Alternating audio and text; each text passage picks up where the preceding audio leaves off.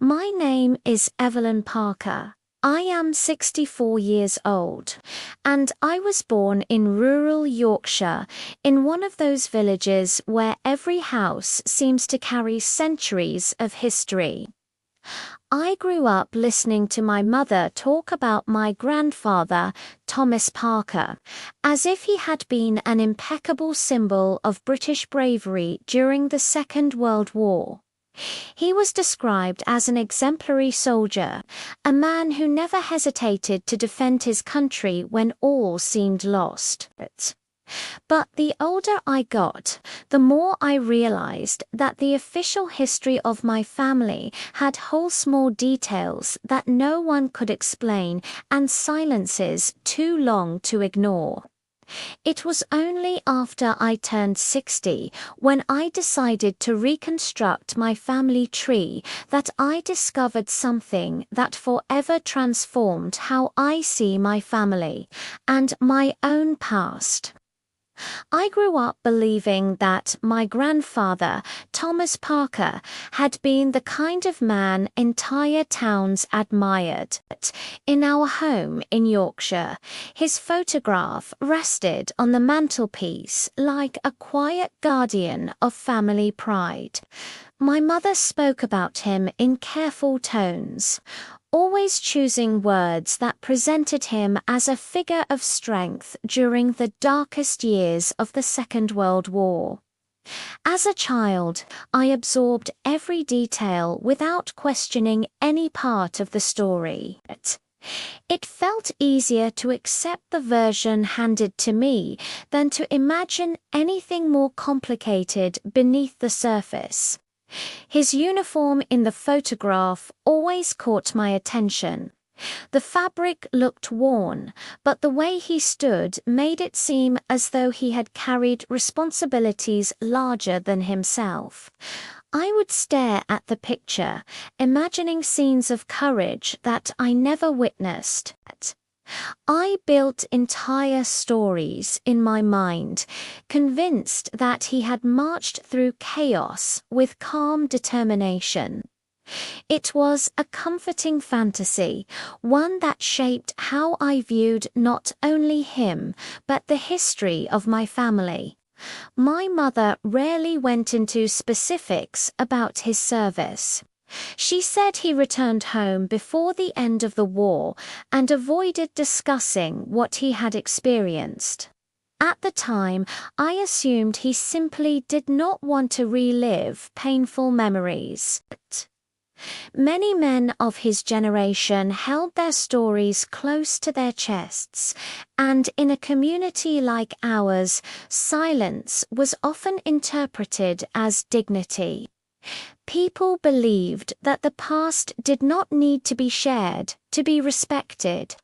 That belief stayed with me for decades. As I grew older, I noticed small inconsistencies in the stories I had been told.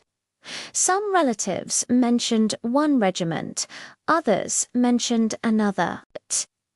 Dates did not line up, and a few neighbors changed details each time they spoke about him. Still, none of these details seemed important enough to challenge the narrative. I convinced myself that these were natural variations that came with time. Memory often bends when repeated through generations. When I reached my early 60s, I became more curious about my family history. Perhaps it was the natural desire many people my age have to understand where they come from before time moves on without answers. I had always felt a distance between the stories and the truth, like a curtain gently swaying in front of a window. I wanted to know what lay behind it. I thought I was prepared for anything, but I had no idea how drastically my perception would change. Looking back, I realized that the admiration I held for my grandfather was built on foundations I never examined closely. It was a version of him created by silence, pride, and the hope that every family has at least one figure who embodies honor.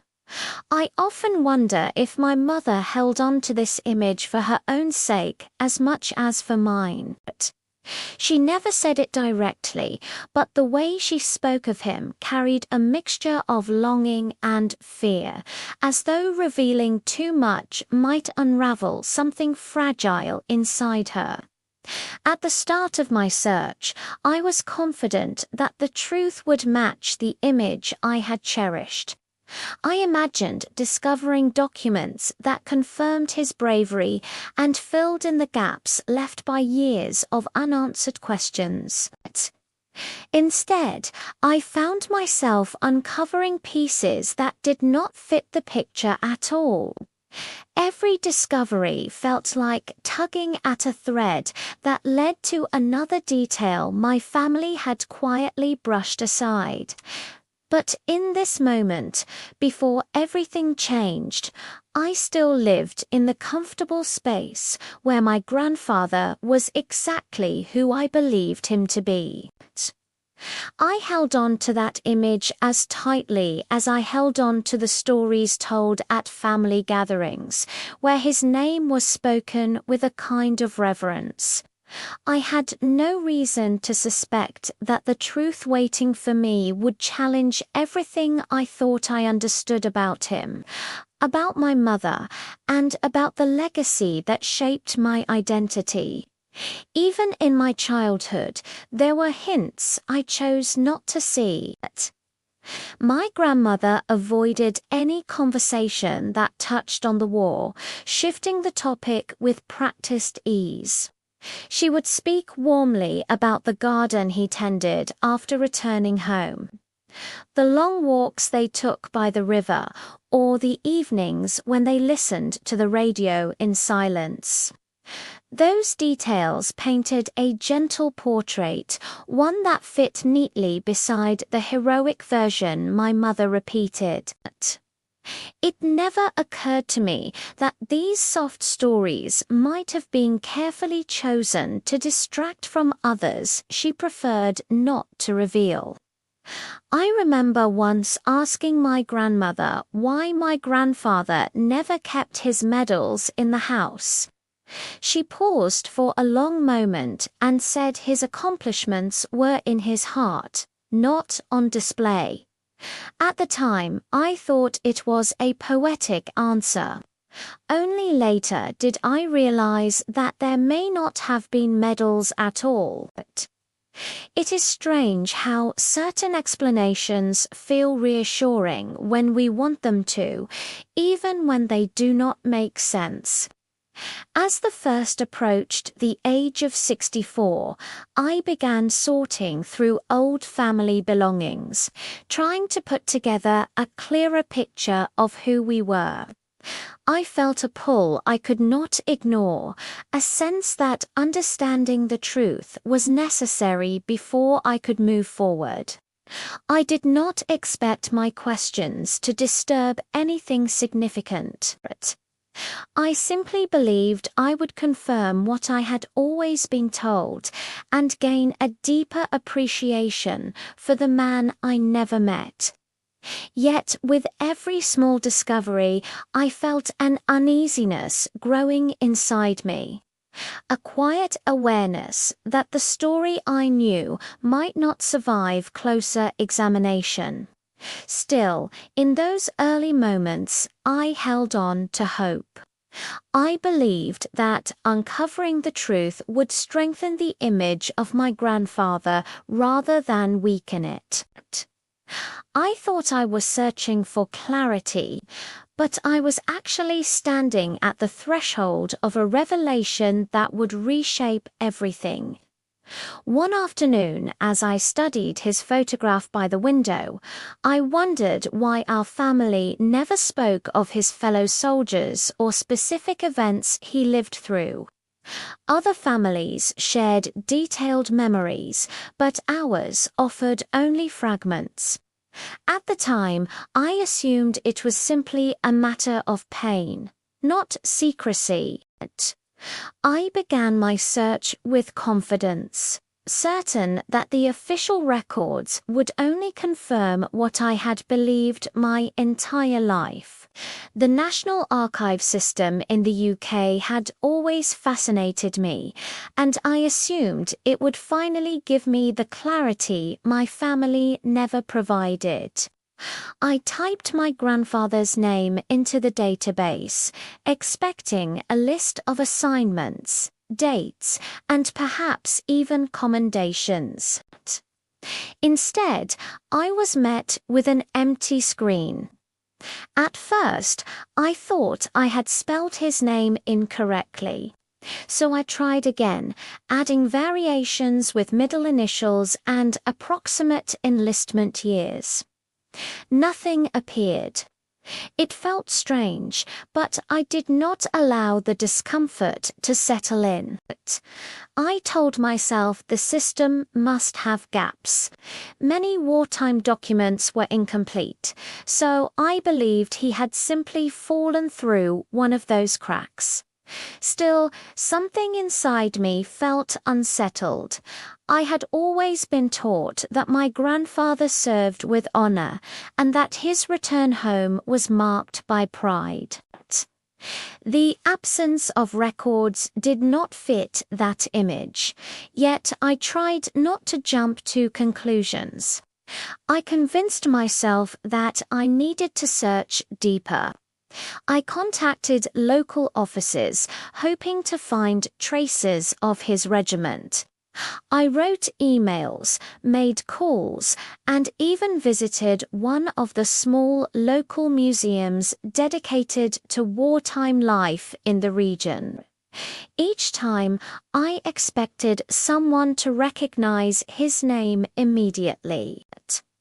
I imagined hearing a familiar story, something that would reassure me that the silence in the official documents was simply a bureaucratic oversight. But no one recognized him. A few archivists looked through their collections, politely informing me that they did not have any entries for a soldier with his details. The more I searched, the more aware I became of a quiet truth I did not want to acknowledge. Something about my grandfather's past did not match the story I had grown up hearing. Even so, I wasn't ready to accept that possibility. I returned home each evening feeling tired, but still determined, telling myself I simply needed more time. One afternoon, while reviewing old photographs and letters stored in a drawer, I noticed something unusual in a picture I had seen many times before. My grandfather stood near a group of men, but his uniform looked slightly different from theirs. I had always assumed it was just a variation of standard attire, yet now, with the absence of records echoing in my mind, the difference felt meaningful. I sat with the photo in my hands for a long time, trying to convince myself that I was imagining things. I wanted the story to remain intact. I wanted the man in the photograph to be the same figure of strength I had admired since childhood. My mother noticed my growing concern and asked why I looked so troubled. When I explained the lack of records, she paused, her expression turning distant. She said that many things from the war were difficult to trace and that not everything was documented perfectly. Her tone was calm, but her eyes told a different story. She avoided looking directly at me, and when I asked a simple question about the regiment he served in, she hesitated before answering. It was the kind of hesitation that reveals more than words. I sensed that she knew something she wasn't saying. I asked if she had ever seen his service papers. She shook her head slowly, saying he had never kept anything from his time away. According to her, he insisted that certain memories should remain untouched. She said this with a softness that made me feel as if I was intruding into a place she had spent her entire life trying to protect. I didn't want to cause her distress, but the inconsistencies were impossible to ignore. Over the next few weeks, I continued searching every source available to me. I dug through community records, historical societies, and wartime registries. Each negative result deepened my curiosity. I wasn't driven by suspicion at first. I was driven by the need to understand why so much of his story felt out of reach. The more I pressed forward, the more a pattern emerged. There were gaps not only in the public records, but in the personal stories that surrounded my grandfather's name. Conversations with extended relatives were filled with vague statements, shifting dates, and pauses that carried the weight of unspoken truths. One evening, I remembered a small wooden box my grandmother kept hidden in her wardrobe. She used to tell me it was filled with memories she didn't want to lose, though she never opened it in front of anyone. After she passed away, the box was brought to my mother's home, but we never looked inside. I decided it was time. When I asked my mother about it, she seemed reluctant, as though opening the box would disturb something that should remain untouched. Still, she handed it to me gently, saying it was my choice now. Inside the box, I found a few folded letters, several photographs, and a tiny notebook with worn pages. At first glance, everything appeared ordinary, but one letter caught my attention. It had no clear indication of sender or recipient, and its language was vague, almost cautious. The letter mentioned my grandfather returning earlier than expected, and spoke of his struggles adjusting to life after leaving a role that sounded nothing like what I had been told. The words were chosen carefully, but they hinted at a reality far more complex than the heroic image I had carried with me all my life. As I held the letter, a quiet realization settled over me. The story I had believed for decades was incomplete. My grandfather's past was not hidden by accident. It was protected, covered by layers of silence that stretched across generations. And for the first time, I wondered whether discovering the truth would bring understanding or only deepen the ache of uncertainty. When I approached my mother with the letter I had found, I expected confusion, maybe even disbelief. But what I saw instead was a kind of resignation. She looked at the paper for a long moment, her hands trembling slightly, as though she had been waiting for this day to arrive. I asked her why there were no official records of my grandfather's service, and she took a slow breath before answering. Her voice carried a mixture of caution and exhaustion, as if she had spent her life balancing truth and protection without ever fully understanding the weight of either. She said that my grandfather rarely spoke about the war because it brought him discomfort. She told me he was a private man who found it difficult to revisit experiences that weighed heavily on him.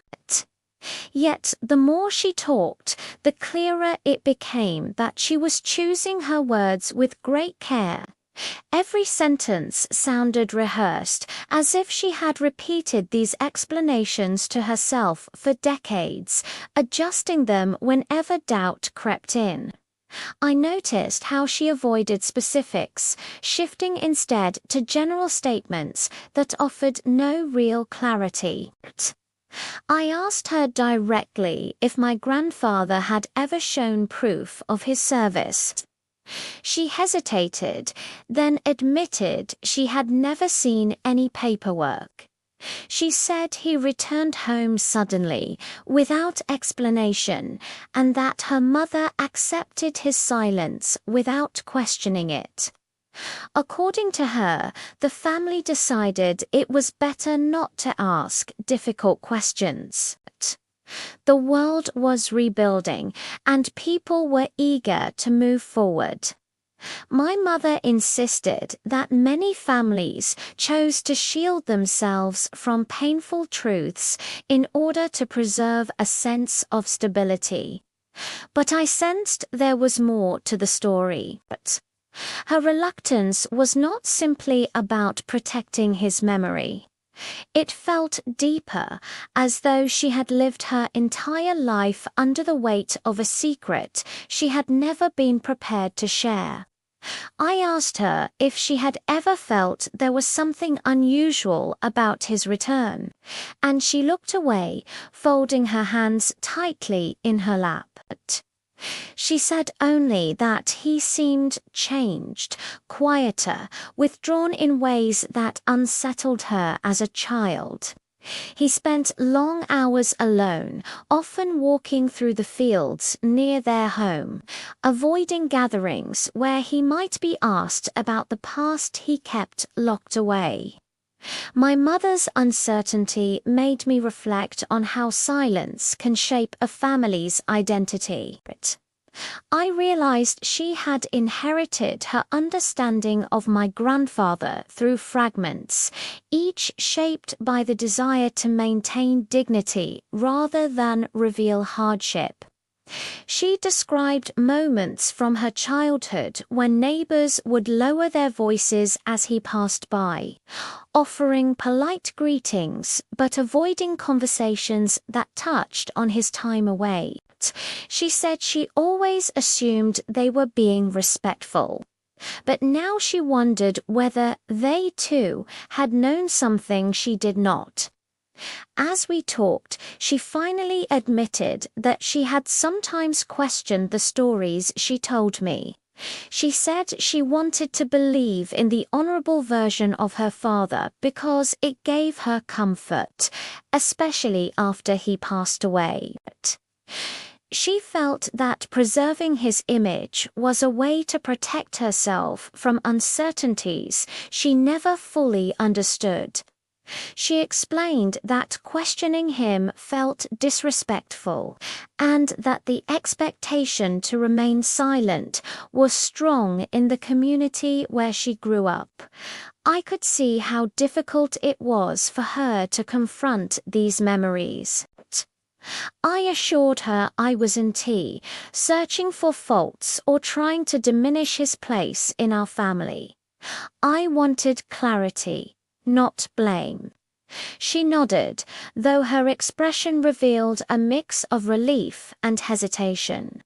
She told me that if I truly wanted answers, I might need to look beyond family stories and seek out people who remembered the period more clearly. She mentioned an elderly neighbor who had lived near her family during those years and suggested I speak to him, though she warned he might be reluctant to discuss the past. As I left her house that evening, I felt a shift inside me. My mother's silence had not been born out of deception. It had come from uncertainty, fear, and a desire to preserve a version of the past that felt safe. Yet her hesitation also confirmed that there was a truth buried beneath years of careful avoidance. I walked home with the letter in my hand, feeling its weight in a new way, sensing that whatever I uncovered next would lead me further into a part of my family's history that had remained hidden. That night, as I sat alone at my kitchen table, I found myself turning the letter over again and again, tracing the faded lines with my fingertips. I wondered how many times my grandmother had held it before placing it in that wooden box. Perhaps she had read it during moments of doubt, or when my grandfather seemed particularly distant. I imagined her weighing the choice between revealing the truth and preserving peace within the household. The thought made me realize how complicated their lives must have been, and how carefully they managed the balance between secrecy and survival. I thought about the generations that came before me, how each had carried their own burdens quietly. My grandfather's silence had influenced my grandmother. My grandmother's silence had shaped my mother, and now I was beginning to understand how deeply that silence had reached into my own life. The weight of unspoken stories seemed to ripple through the decades, touching each of us in subtle ways. I felt a responsibility to confront what they could not to expose wrongdoing, but to understand the human struggles that had shaped our family. As I considered all of this, I realized that searching for the truth was not merely about uncovering historical facts. It was about reclaiming a part of my family's identity that had been tucked away. I sensed that the journey ahead would challenge many assumptions I had held for years. But I also knew I could not stop now. The unanswered questions were too significant to ignore, and the hint of a larger story hidden behind the letter compelled me to continue. I felt the truth drawing nearer. I returned to the wooden box in my mother's attic with a sense of urgency I hadn't felt before. I had handled the envelope several times, turning it over in my hands, feeling the weight of a secret decades old. My grandmother had clearly hidden it carefully, almost ritualistically, and I couldn't help but imagine her hands shaking as she folded it, sealing it away from prying eyes. There was a deliberate caution in how it was kept, as though revealing it might have unraveled our family in ways I could not yet understand. When I unfolded the letter, the script was faint but deliberate. The loops and curves of my grandfather's handwriting unmistakable. At first glance, it appeared mundane, a note about an early return from an assignment, a request that my grandmother stay calm, reassurances that all would be understood in time. Yet the phrasing was odd. There was a tension beneath the words, an unspoken worry, as if whoever wrote it had feared what might happen should the truth be revealed. I read it again and again, each line pulling me further into an unfamiliar world. It spoke of unexpected circumstances and hinted at behaviors that were difficult to reconcile with prior service. I paused at that line, my heart pounding. It was the first time I realized that the image of my grandfather as a perfect, unwavering soldier might have been false. The words did not condemn him outright, but they did not glorify him either. They simply existed as evidence that something was hidden, a reality carefully muted to protect a family, a reputation, and perhaps the man himself. Next, I turned to the notebook that had accompanied the letter. The pages were worn and fragile, filled with observations about daily life, weather, and routines strangely ordinary for a man who supposedly returned from war as a celebrated hero.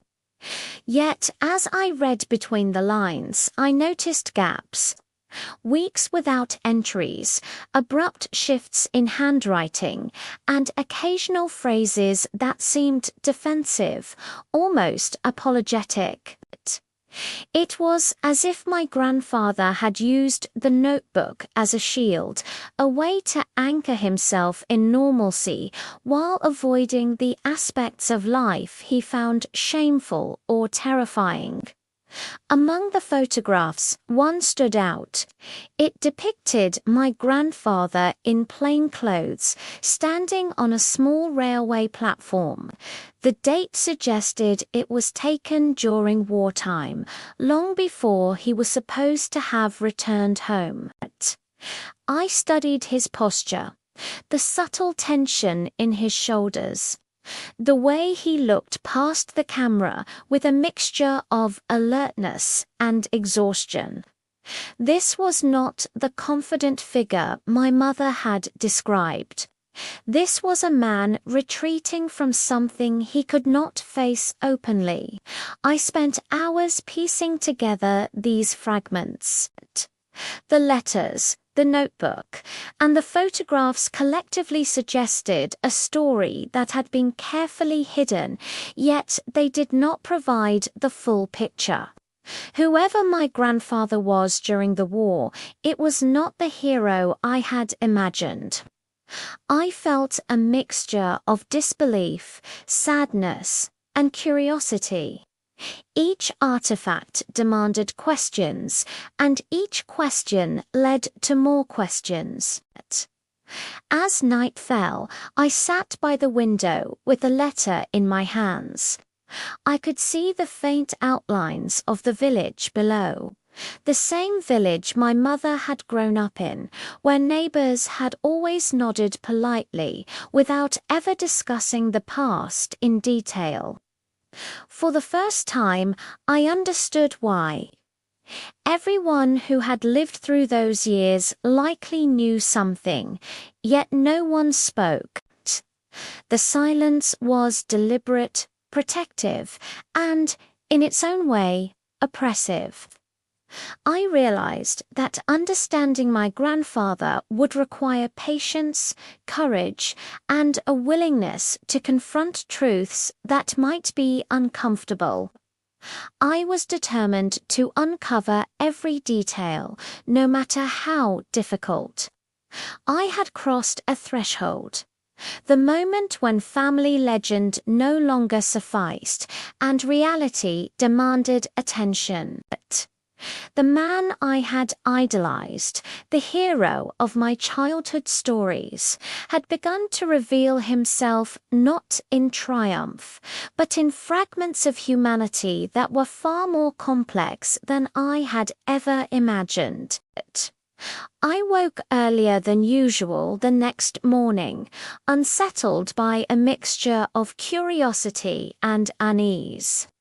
My grandfather's box still sat on the dining table, its contents arranged exactly as I had left them. The air in the house felt strangely dense, as if the weight of the history I had disturbed lingered in every corner. Even the familiar morning sounds of my neighborhood in Kent seemed muted, as though the day itself hesitated to begin. I brewed a cup of tea, hoping the warmth might steady my thoughts before I resumed my search. When I sat down again and spread the documents before me, one item I had previously ignored caught my eye. It was a single sealed envelope, aged but intact, with no sender printed on the front. The paper was thicker than the others and bore a faint watermark. My name was not on it, nor was my grandfather's. Only a date was written across the flap. Seeing it again made my pulse quicken. It was dated only a few weeks before the end of the war. Its presence in the box suggested that my grandfather had kept it deliberately, though never shared its contents. Before opening it, I found myself reflecting on the tension that had built through the last few days. I had grown up with a particular image of my grandfather, shaped largely by my mother's stories.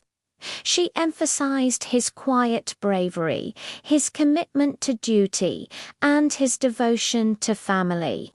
Yet every new piece of information I uncovered seemed to complicate that narrative. I wondered how much of her version came from what she truly knew, and how much emerged from what she wished were true. As I turned the envelope in my hands, the importance of honesty across generations felt sharper than ever. With deliberate care, I opened it. Inside was a folded sheet containing a short message typed on a machine that had clearly seen heavy use. The ribbon had been worn down, leaving the letters faint. I read it slowly, tracing each sentence as though it might vanish if I blinked too quickly. The message referred to a position my grandfather had been offered late in his service, one that involved administrative responsibilities rather than active duty. It was described in vague terms, focused mostly on coordination, documentation, and oversight. The tone was formal, but the instructions implied that discretion was required. There was no mention of heroic events, no accounts of daring missions, just an emphasis on procedures and adherence to regulations. This discovery unsettled me more than I expected. It was not that the contents were alarming, they were simply inconsistent with the legacy I had been taught. The idea that he might have been reassigned to duties far more bureaucratic than noble was something my family never would have imagined.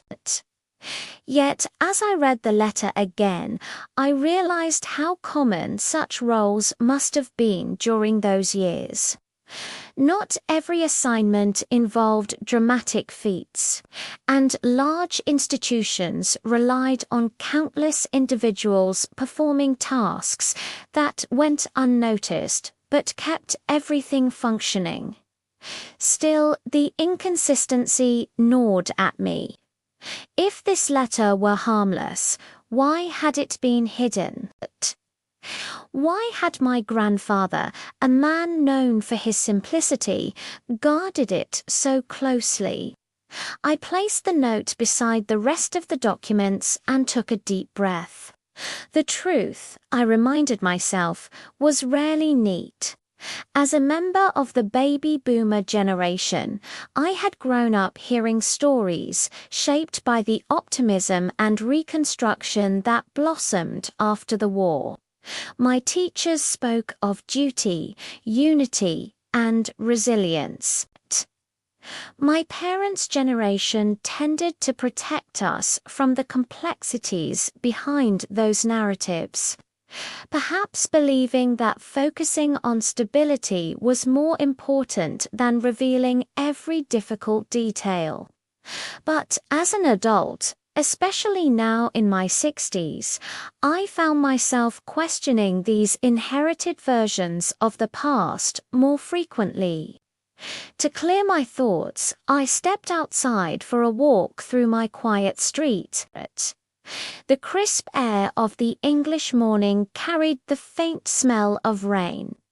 Neighbors tended their gardens, and the postman made his usual rounds. Life continued with its reassuring rhythm. Being surrounded by such normalcy grounded me, reminding me that the past, no matter how complicated, could not erase the present. Still, I felt increasingly determined to uncover the full story behind the documents in that box. When I returned home, I examined the envelope again. A faint stamp on the inside flap caught my attention, barely visible unless held directly to the light. It bore the initials of a department I recognized only vaguely. I remembered hearing about it in documentaries and reading brief mentions in history books. Always described in general terms related to record-keeping and administrative coordination. It was a legitimate branch of wartime governance, but one rarely spoken about in depth. Something about that struck me as significant. My curiosity now outweighed my hesitation. Rather than speculate endlessly, I decided to take a more structured approach to understanding the materials. I arranged the papers into chronological order, grouping letters, notes, and identification documents together. The more I organized, the clearer it became that my grandfather's service had transitioned suddenly near the final months of the war. His relocation to a different department appeared abrupt, yet nothing in the correspondence suggested misconduct. If anything, the language implied that he had been selected for reliability, not punished. This realization softened some of my earlier fears. Perhaps the truth I was uncovering was not a dramatic scandal, but simply a hidden side of service that families rarely discussed. Yet, even so, I sensed there was something more beneath the surface, something not captured in these formal letters. I suspected that whatever my grandfather had kept from us was not shameful, but difficult to explain. As the afternoon light dimmed, I closed the box, feeling more resolved than before. I knew the next steps would involve seeking information outside my home. The documents had given me clues, but not clarity. I needed context and perhaps guidance from someone who understood the era better than I did. That night, as I prepared for bed, I felt the beginning of a shift within myself. What had started as a simple curiosity had become a personal responsibility. I owed it to my family, especially to my mother, to understand the truth she never shared, and I owed it to myself to reconcile the grandfather I adored with the man revealed through these fragile, yellowed pages. I woke the next morning with a sense of quiet determination, the kind that settles slowly after days of uncertainty. The light filtering through my bedroom curtains was soft, muted by the usual London clouds that had hovered above the city since winter began. Ever since discovering the box hidden in my mother's attic, full of documents that suggested my grandfather's wartime role was nothing like the heroic version we had all been told, I had lived in a strange state of dual awareness. I carried on with my usual routines, yet every simple task felt layered with the weight of a story I had not asked to inherit. I dressed, made tea, and sat at the small kitchen table overlooking the narrow garden behind my flat. From this spot, I had solved countless everyday problems, but today my thoughts drifted again toward the newly found documents. There was a report with my grandfather's name, another with coded notes, and a photograph showing him in a setting I could not identify. The expressions of the people beside him, still unsettled, me neither celebratory nor casual. They seemed to be in the midst of something tense, something that contradicted the tales of honor, courage, and dutiful service that had shaped the image of him in my family. Still, I reminded myself that accounts from that era were often incomplete or altered by time, perspective, and the desire to protect future generations. My mother had grown up during a period when Britain was rebuilding itself culturally and economically. People clung to hopeful stories because hope was often all they had. Perhaps she, too, had clung to one. By mid-morning, I decided to leave my flat and continue investigating. I walked through the quiet residential streets of my neighborhood, observing familiar sights with unfamiliar detachment. Terraced houses with red brick fronts, neatly trimmed hedges, and the faint smell of morning rain, all of it seemed unchanged. Yet I felt as though I were walking through a version of my life that no longer aligned with truth. It was as if the discovery had subtly redrawn the edges of my world. I made my way to the local archive building where I had arranged an appointment.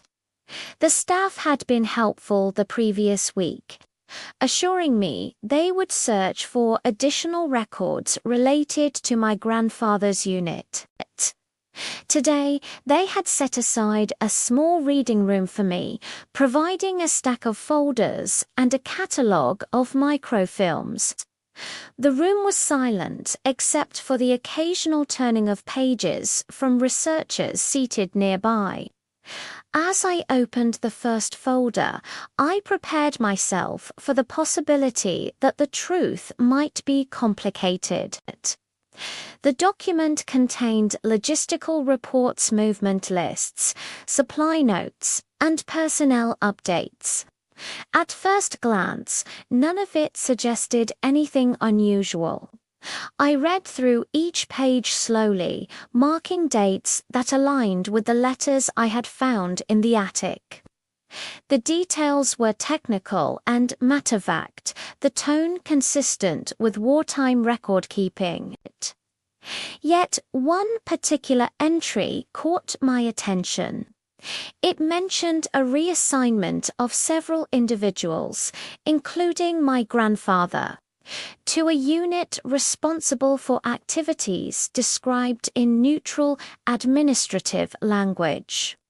The phrasing left ample room for interpretation, but it was clear that their duties differed from what my family had been led to believe. There was no explicit description, but the shift in responsibilities hinted at involvement in tasks that required discretion. That single word, discretion, lingered in my thoughts long after I closed the file. I moved to the microfilm reader next. The machine hummed softly as I turned the dial, navigating through months of documented operations.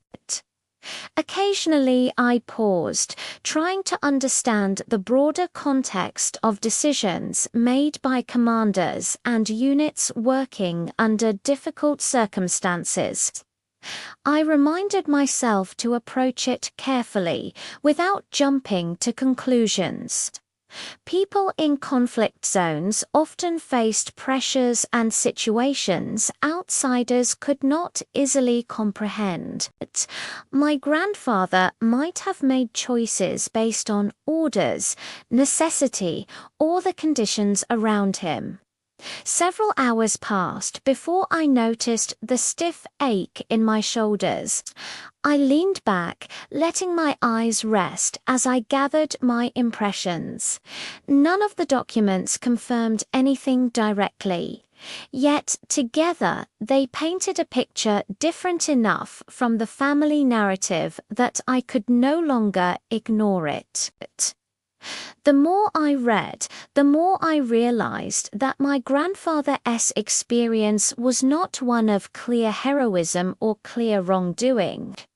Instead, it seemed to exist in a murky space shaped by secrecy, responsibility, and the unpredictable demands of wartime service.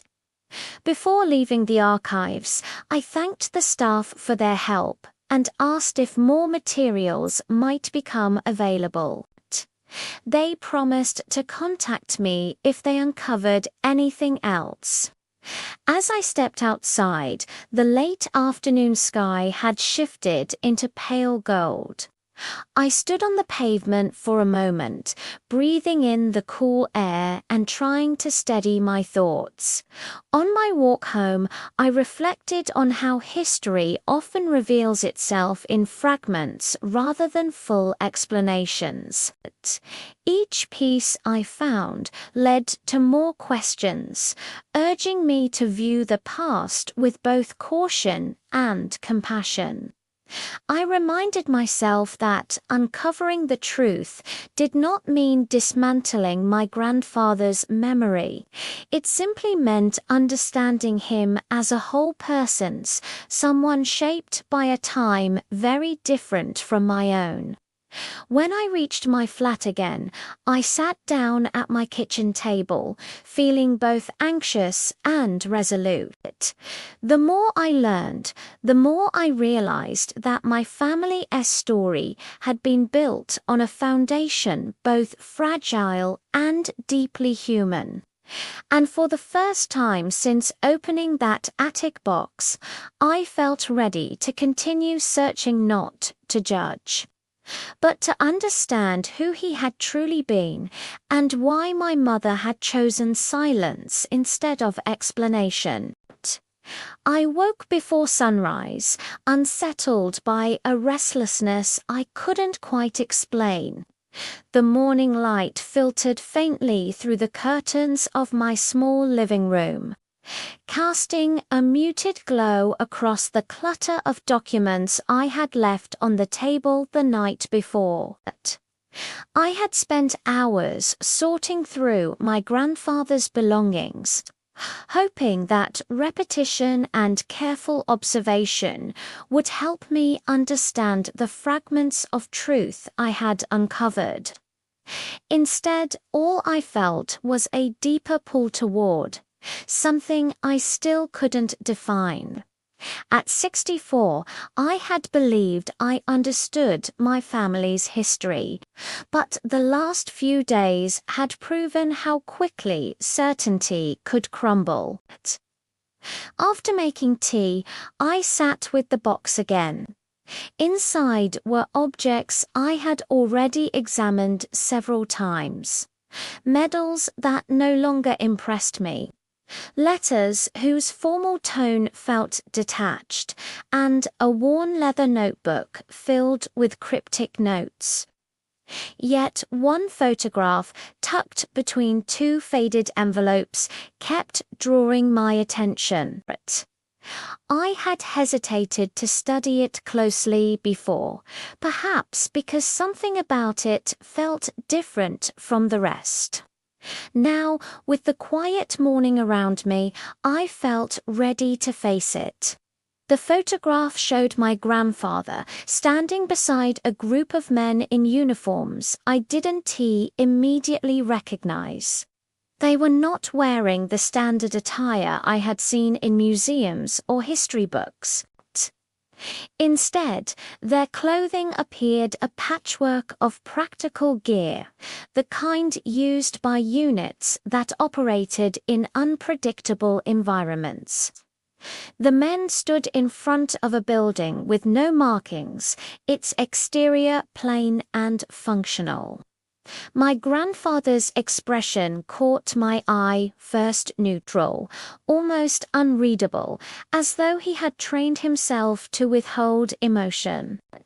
It contrasted sharply with the stories he had told me as a child, filled with confident phrases meant to portray certainty and courage. I brought the photograph closer, squinting at the edges. There was a date scribbled on the back, not in his handwriting, but in a rushed, unfamiliar script. I didn't recognize the location, yet a faint emblem painted on a crate behind the men seemed vaguely familiar. I tried to match it to any symbol I had seen in official archives, but nothing aligned. The longer I stared, the more I realized that the image belonged to a part of the war rarely discussed in public settings, the kind hidden behind general explanations and simplified narratives. As I studied the faces, I wondered who these other men were. Their posture, like my grandfather's, hinted at a type of service that required silence more than recognition. They were not celebrating, nor were they posing with pride. Instead, they stood with a purposeful stillness, as if acknowledging that what they carried responsibility, secrecy, or something else entirely was not meant for storytelling. This realization unsettled me. If my grandfather had belonged to a group that operated outside familiar historical frameworks, what else had he left unsaid? I set the photograph on the table and took a slow breath. To clear my mind, I opened the window and let the cool British air drift inside. The neighbors were beginning their morning routines, their footsteps echoing softly on the pavement. The world outside appeared ordinary, predictable, almost soothing in its consistency. It contrasted sharply with the instability I felt unraveling in my own understanding of my family's past. I had always believed that the stories passed down through generations were shaped by honesty, even if incomplete. Now I saw they could also be shaped by omission. Returning to the table, I picked up the leather notebook once more. A page near the middle contained several names, initials, and dates without context. One entry was marked with a small symbol I recognized from the photograph. That small connection sent a tremor through me. It confirmed that the items in the box were not randomly assembled memorabilia. They were pieces of a larger record my grandfather had kept intentionally private. I traced the ink with my finger, careful not to smudge it. The handwriting looked steadier here, as though he had written this section with purpose rather than habit. For the first time, I wondered whether he had meant for someone to find these notes one day. Perhaps not during his life, when silence felt safer, but later years later, when the world had shifted and certain truths no longer carried the same weight. Maybe he hoped that one of us, a child or a grandchild, would eventually recognize the significance of what he had left behind. That possibility softened the tension I had been holding in my shoulders since beginning this search. It reminded me that discovery did not have to feel like betrayal. I read the entries slowly, absorbing each detail without jumping to conclusions. They mentioned locations, transfers, and routine descriptions of duties, but never explicit actions. The vagueness felt intentional, as though he had wanted to record the structure of his experiences without exposing the sensitive nature of his work. What mattered was the pattern, not what the notes said directly, but what they deliberately avoided. He had been involved in assignments requiring careful discretion, likely in support roles that operated between official channels. It was the first explanation that made sense without drifting into speculation. Closing the notebook, I looked again at the photograph. The expressions of the men seemed different, now less enigmatic, more contextual. They were individuals fulfilling roles assigned to them, roles shaped by necessity rather than recognition. Understanding that helped me breathe more steadily. Whatever my grandfather had done during the war, it was not defined by the heroic image I grew up hearing about, nor by darker assumptions that came with sudden revelation. It existed somewhere in the complex space between, shaped by circumstances I could not fully judge. As I set the photograph back into the box, I felt a quiet determination taking shape. My journey was far from over, but I had reached a point where confusion no longer frightened me. I had the patience to continue, the curiosity to ask the right questions, and the willingness to accept that truth could be intricate without being alarming. Whatever I discovered next, I would confront it with clarity and respect. I woke before sunrise on the morning that would eventually reshuffle everything I thought I understood about my grandfather's past at 64. I've grown used to the quiet rituals of early mornings, yet that day carried an unusual stillness. I sat at the small kitchen table in my flat in Kent, listening to the faint hum of passing cars and the rustling of distant trees. The folder left on the table the night before felt heavier than any object of its size had any right to feel. It contained records I had retrieved only recently. Records I still wasn't certain I should have opened at all.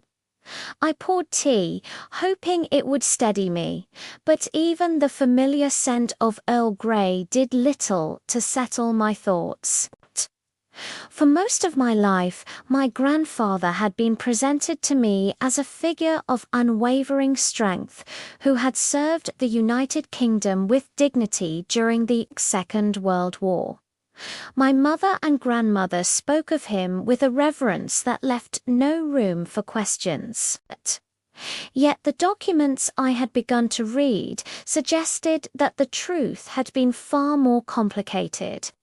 Shaped by circumstances the family had kept silent for decades. I returned to the folder and slid out the next pager report, dated toward the end of the war. The language was formal and restrained, but the implications behind the careful wording stirred a mix of confusion and unease within me. According to the record, my grandfather had been reassigned briefly to a support unit that handled administrative and logistical tasks near a transitional zone. There was nothing improper described in the file, nothing that violated regulations or placed anyone at risk. Yet the tone hinted at internal disagreements, decisions that seemed rooted in tensions rather than misconduct. The subtlety of the report forced me to read it twice before I pieced together the broader meaning. What struck me most was the absence of heroism, the kind I had always been told about. Instead of dramatic acts or battlefield recognition, the record painted a picture of a man navigating bureaucratic challenges, interpersonal conflicts, and the pressures of a rapidly shifting military landscape. It felt strange to acknowledge that the truth might have been far more ordinary than the stories passed down through my childhood. Ordinary, but still deeply human. I sat back and let the paper rest against the table. The sunlight was beginning to filter through the curtains, washing the room in a muted glow. I remembered my grandfather's gentle laugh. The way he would sit in his armchair and tap the side of his cup while telling us stories. None of them mentioned administrative tensions or complicated transfers. They were stories crafted to comfort, not to reveal.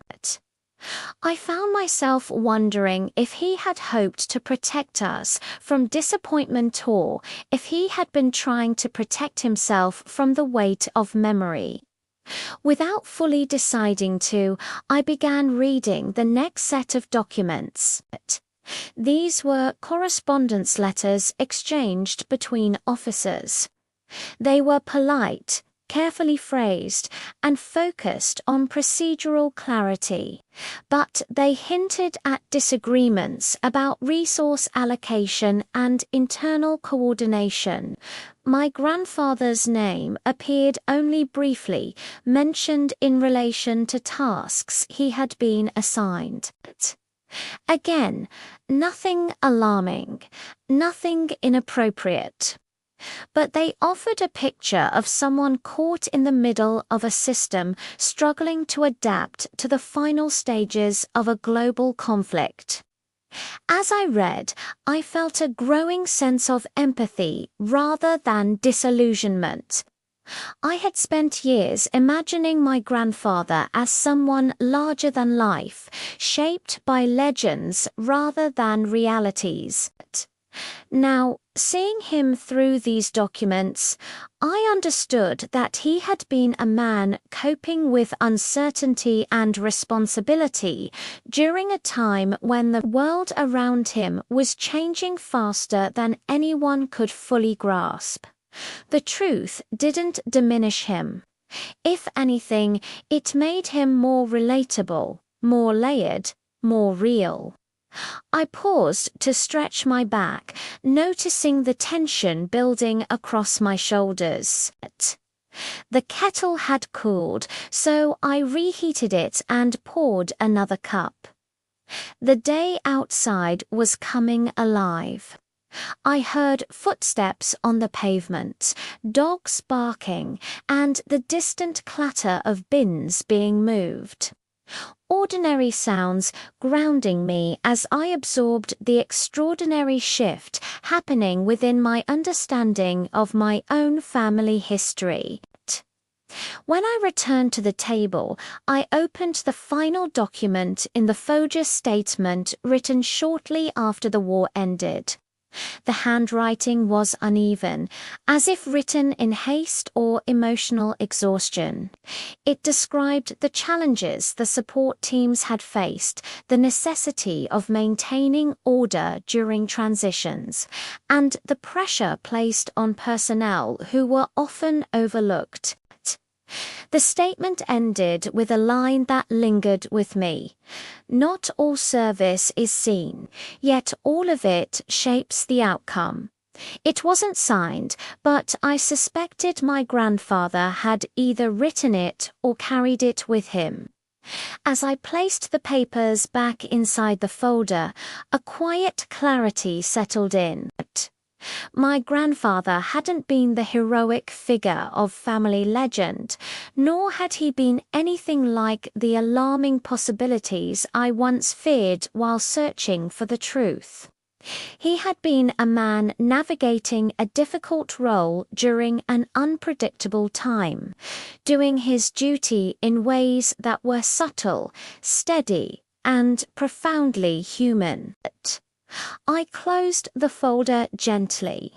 I knew there was more to uncover in the coming days, but for the first time since beginning this search, I felt prepared for the truths ahead whatever shape they took. By the time I reached the 9th day of my search through my grandfather's past, I felt as if the ground beneath my certainty had shifted entirely. I had spent most of my life believing he had been a model figure during the war, someone whose service represented unwavering honor. Yet every discovery, every document, and every conversation with people who still remembered those years painted a picture that was far more complex.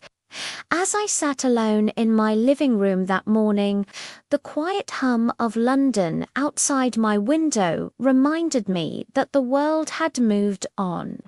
But I had stepped backward into a history I thought I understood. I opened the folder I had assembled over the past weeks.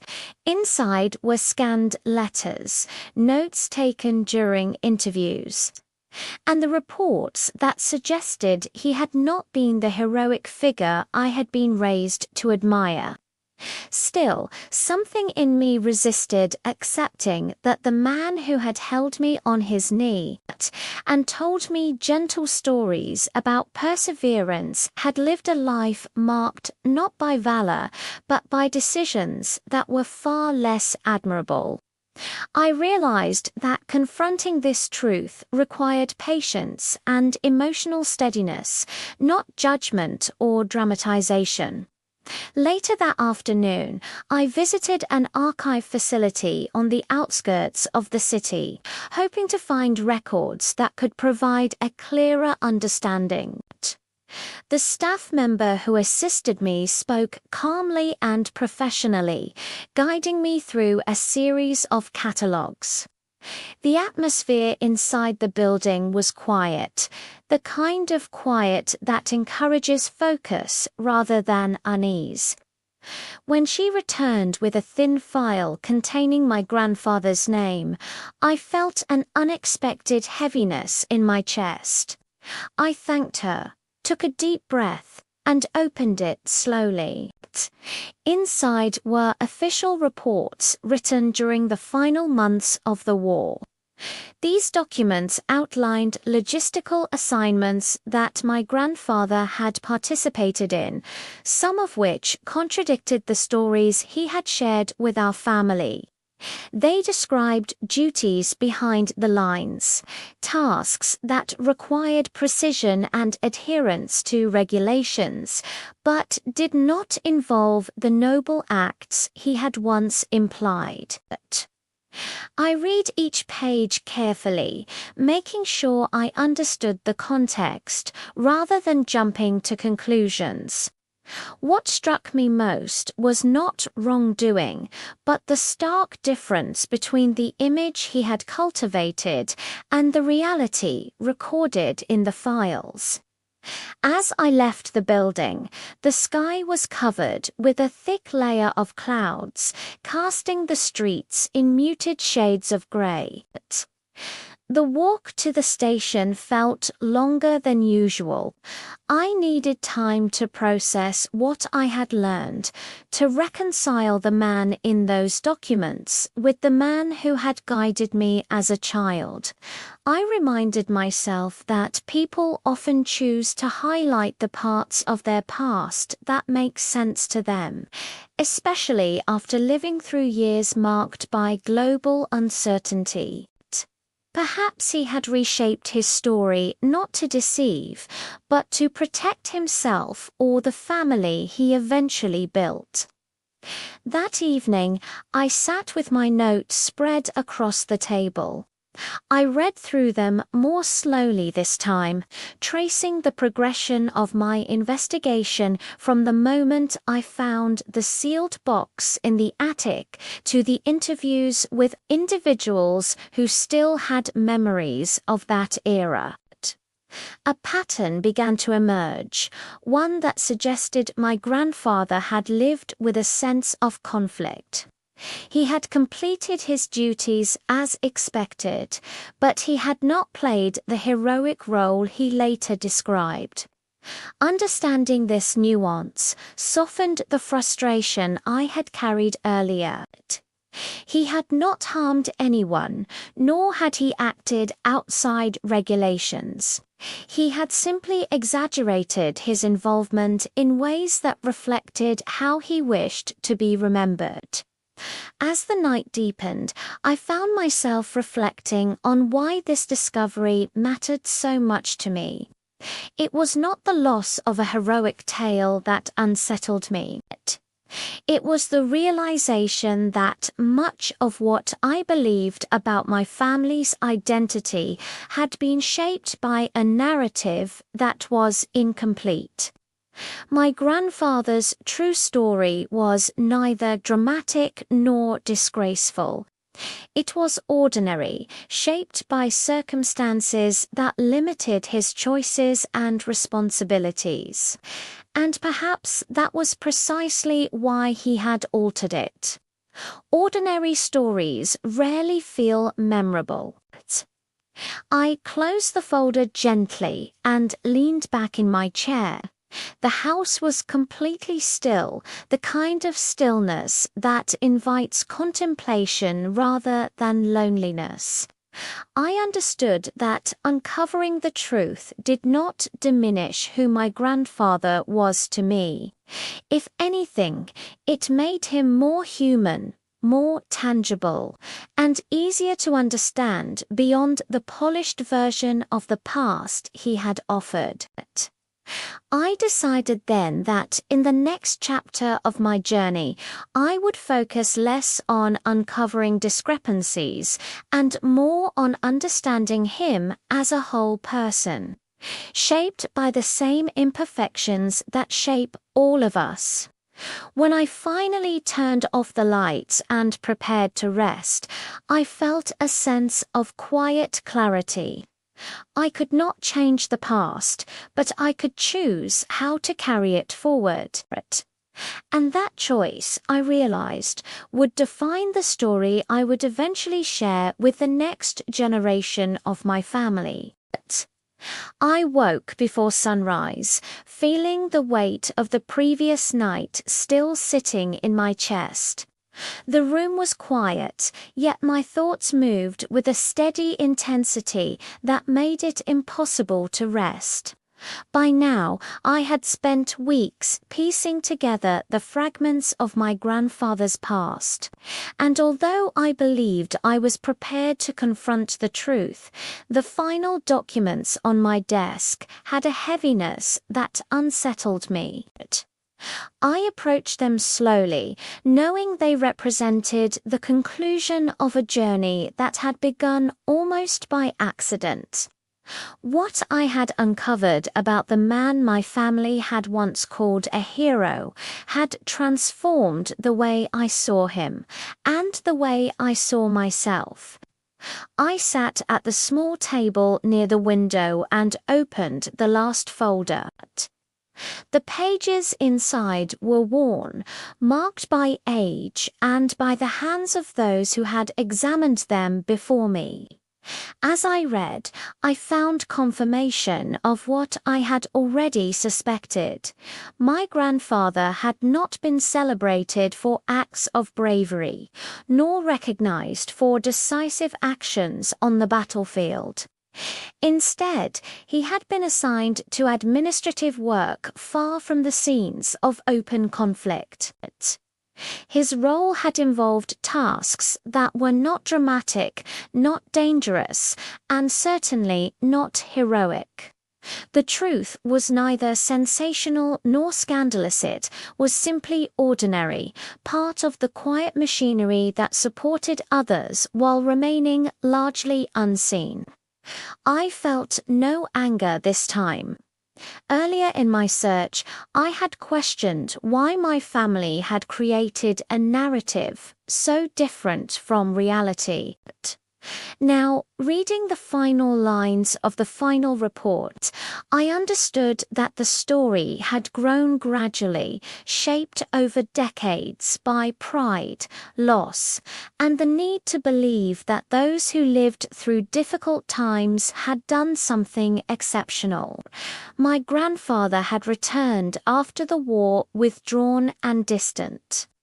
And perhaps the story of heroism had been an attempt to fill the silence he never explained. For my mother, it had been easier to offer admiration than to accept uncertainty. I closed the folder and let my hands rest on the cover. The truth was simpler than the myth, but it was also more human. My grandfather had been an ordinary man coping with circumstances that none of us could truly imagine.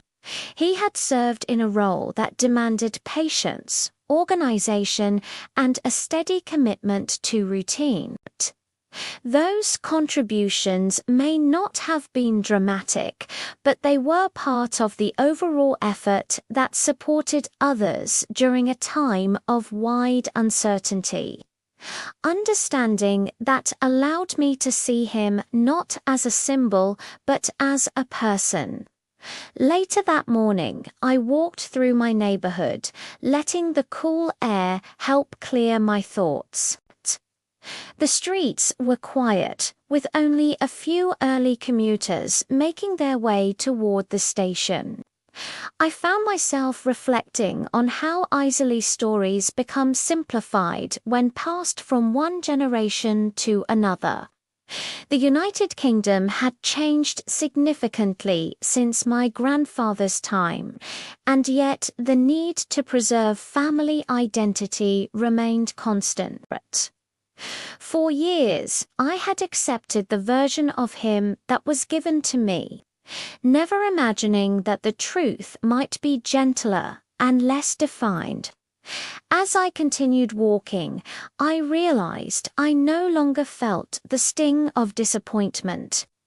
Instead, I felt a growing appreciation for the man he truly was. When I returned home, I made tea and sat at the table again, this time with a sense of calm. I opened my notebook, wanting to capture the journey in my own words. I wrote about the stories I had heard as a child, the assumptions I had never questioned, and the moment I first discovered inconsistencies that led me down this path. I wrote about the fear I had felt when the truth began to unfold, and about the relief that accompanied clarity. Most importantly, I wrote about the understanding I had gained that history is not only shaped by those who take bold actions, but also by those who work quietly behind the scenes. As the hours passed, I found myself revisiting memories of my grandfather that had nothing to do with the war. I remembered the way he tended his garden, how he sat silently during family gatherings, and the few times he spoke with surprising tenderness about ordinary things. These recollections revealed more about him than any legend could. They painted a picture of a man who valued stability, routine, and privacy. The simplicity of his wartime role aligned with the simplicity of his life afterwards. In its own way, that coherence brought comfort. By the afternoon, I knew the journey had reached its natural conclusion. I no longer needed to search, compare documents, or question possibilities. The truth was before me, and it was enough. I placed the folders back into their envelope and stored them carefully, not to hide them, but to preserve them as part of my family's real history. They represented honesty, something far more meaningful to me now than the embellished stories I had grown up hearing. As evening approached, I felt a sense of closure settle in. I stood by the window and watched the sky change color, thinking about how this discovery would shape the stories I passed on. I would not portray my grandfather as a hero, nor would I diminish his contribution. Instead, I would tell the truth. He served in a role that required diligence, quiet resolve, and consistency at a time when the world needed people who could maintain order amid confusion. These qualities were not dramatic, but they were significant. In accepting the reality of his past, I found a clearer understanding of my own identity. The myths of our families can be comforting, but embracing the truth allows us to see the people behind the stories. As I closed the curtains and prepared to end the day, I felt gratitude not for a heroic figure, but for the honest, complicated, ordinary man whose life had shaped mine in ways I had only now begun to comprehend.